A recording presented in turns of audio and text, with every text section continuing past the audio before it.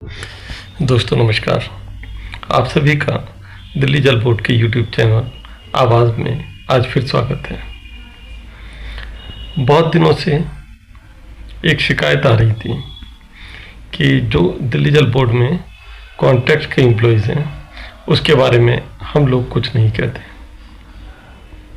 तो आज हमने ये सोचा क्यों ना हम जल बोर्ड में जो कॉन्ट्रैक्ट एम्प्लॉयज़ हैं उनके बारे में बात करें। हमारे यहाँ पर आप जानते हैं कॉन्ट्रैक्ट एम्प्लॉयज़ की तादाद बढ़ती ही जा रही है, लेकिन उससे आश्चर्य की बात यह है कि जो कॉन्ट्रैक्ट एम्प्लॉयज़ सालों साल वर्किंग कर रहे हैं उनके बारे में अभी भी कुछ नहीं सोचा जा रहा है। सबसे पहले कंप्यूटर ऑपरेटर कॉन्ट्रैक्ट पे रखने की 2005 से हुई थी, जो अभी तक उनके बारे में कोई विचार नहीं किया गया। उसके बाद science graduate, junior engineers, mechanical भी और सिविल भी, लैब टेक्नीशियन, जेडालो के लिए आजकल जो रखे जा रहे हैं PCMRs वगैरह वगैरह। डिपार्टमेंट इनको रखा तो जा रहा है, लेकिन इनके बारे में कोई विचार नहीं किया जा रहा। आप देखेंगे कि इन्होंने कई बार एफर्ट्स किए, लेकिन इनकी कोई सुनवाई नहीं हुई। अब तो हालत ये हो गई है कि इन लोगों की नौकरी ख़त्म करने की कोशिश की जा रही है, यानी जो सेंक्शन है उसे नहीं दी जा रही है, और जो जिन पोस्टों पर इनको रखा गया था उन पोस्टों को DSSB के थ्रू रखना चाह रहे हैं, या ओपन टेंडर करके टेंडर के थ्रू एम्प्लॉयज़ को रखा जाए। इस बारे में सबसे पहले हम चलिए ये देखते हैं कि कानून क्या कहता है। पहले तो कहते थे कि कानून जो है वो कॉन्ट्रैक्ट एम्प्लॉय के फेवर में नहीं है। अब क्या कहता है इसको समझते हैं। अगर आप कच्चे कर्मचारी हैं और सोच रहे हैं कि कोर्ट में गए तो नौकरी पक्की हो जाएगी, तो जरा रुकिए। सुप्रीम कोर्ट ने साफ कहा है, हर केस मजबूत नहीं होता। फैसला इन 5 सवालों पर टिका होता है। पहला, क्या आप स्वीकृत पद पर काम कर रहे हैं? दूसरा, क्या आपकी नियुक्ति नियमों के अनुसार हुई थी? तीसरा, क्या आपका काम रोज का और स्थायी है? चौथा, क्या आपकी सेवा लगातार रही है? पांचवा, क्या आपके पास कागजी सबूत है? अगर इन 5 में से 4 जवाब हाँ हैं, तो आपका केस मजबूत है। वीडियो को लाइक करो, पत्रकार सनी शर्मा को फॉलो करो, क्योंकि सही जानकारी ही सबसे बड़ा हथियार है।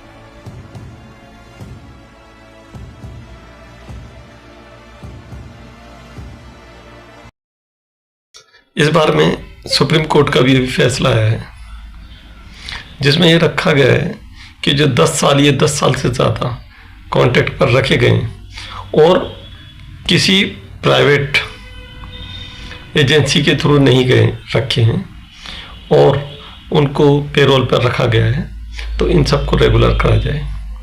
इस बारे में सुप्रीम कोर्ट का क्या ऑर्डर हुए हैं, इनको देखते हैं। जो कर्मचारी किसी भी संस्था में कॉन्ट्रैक्ट पे काम कर रहे हैं उसके लिए बहुत बड़ी खुशखबरी है। माननीय सुप्रीम कोर्ट ने 30 जनवरी 2026 को यह कहा, Bholanath versus the state of Jharkhand and others case का टाइटल है।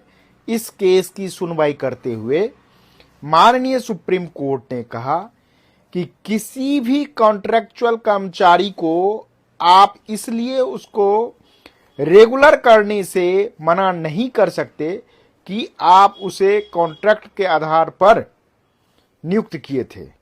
चूंकि वो कॉन्ट्रैक्चुअल कर्मचारी हैं लेकिन लंबे समय से काम कर रहे हैं, उसे बार बार आप एक्सटेंशन दे रहे हो, तो जिसको आप एक्सटेंशन दे रहे हो वो लंबे समय से आपके साथ काम कर रहे हैं, तो वो एक उम्मीद से काम कर रहे हैं और इस उम्मीद के तहत आप जो है उसको रेगुलर करने से मना नहीं कर सकते। रेगुलाइजेशन का उसका हक है, वो रेगुलर करने के लिए मांग कर सकता है। माननीय सुप्रीम कोर्ट ने राज्य सरकार से इस केस की सुनवाई करते हुए यह कहा। केस का टाइटल जैसा कि आपको मैंने बताया है, Bholanath versus the state of Jharkhand and others. इस बार में सुप्रीम कोर्ट का भी अभी फैसला आया है जिसमें यह रखा गया है कि जो 10 साल या 10 साल से ज़्यादा कॉन्ट्रैक्ट पर रखे गए और किसी प्राइवेट एजेंसी के थ्रू नहीं गए रखे हैं और उनको पेरोल पर रखा गया है, तो इन सबको रेगुलर करा जाए। इस बारे में सुप्रीम कोर्ट का क्या ऑर्डर हुए हैं, इनको देखते हैं। फरवरी 2026 की शुरुआत कच्चे कर्मचारियों के लिए न्याय की एक नई किरण लेकर आई है। सालों से राज्य सरकारें और विभाग कोर्ट में एक ही बहाना दोहराते आ रहे थे, हमारे पास स्वीकृत पद नहीं है, इसलिए हम कर्मचारियों को पक्का नहीं कर सकते। लेकिन अब सुप्रीम कोर्ट और हाई कोर्ट के ताजा आदेशों ने सरकार के इस आखिरी हथियार को भी कुंद कर दिया है। अदालत ने बेहद सख्त और साफ शब्दों में कहा है, अगर किसी विभाग में 10-10, 15-15 साल से एक ही काम लगातार कराया जा रहा है तो यह अस्थायी काम नहीं, यह स्थायी आवश्यकता है। कोर्ट ने साफ कर दिया है कि पद अपने आप आसमान से नहीं टपकते।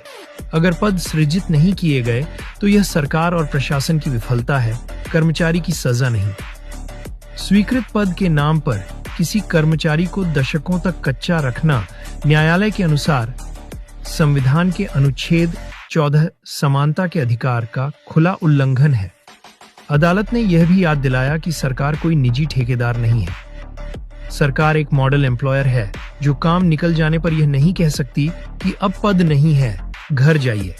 कच्चे कर्मचारी साथियों, फरवरी 2026 के इन नए फैसलों ने स्थायी अस्थायीता यानी सालों तक कच्चा रखकर काम कराने की सोच को जड़ से उखाड़ फेंका है।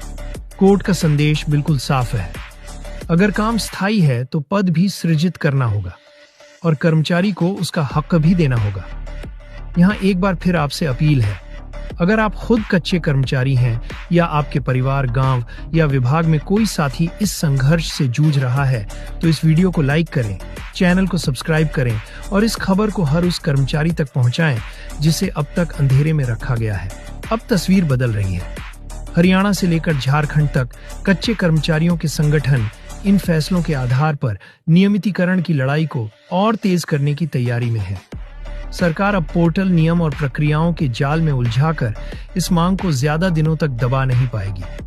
लड़ाई लंबी है, लेकिन अब कानून कच्चे कर्मचारियों के साथ खड़ा है। लड़ेंगे और जीतेंगे। मैं हूं रिपोर्टर सनी शर्मा, सच्चाई और हक़ की आवाज।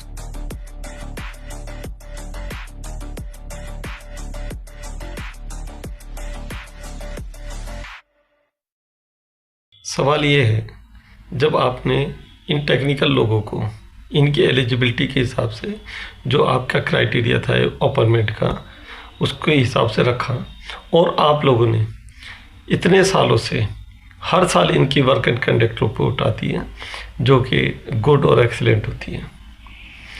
10-15 साल या 5-10 साल या 20 साल नौकरी करने के बाद भी आज भी उनको आप कॉन्ट्रैक्ट के तौर पर यूज़ कर रहे हैं। उनका भविष्य कुछ भी नहीं है। आप जब चाहे किसी को हटा सकते हैं, तो ऐसा नहीं होना चाहिए। मैं कॉन्ट्रैक्ट एम्प्लॉइज़ या किसी यूनियन या किसी उस एजेंसी से ये नहीं कह रहा कि आप कोर्ट जाइए वगैरह वगैरह, पर ये ज़रूर कह रहा हूँ कि एम्प्लॉय के बारे में दिल्ली जल बोर्ड ज़रूर सोचे और इनके भविष्य के लिए सोचे, इनके परिवार के लिए सोचे और इनको जो बेहतर किया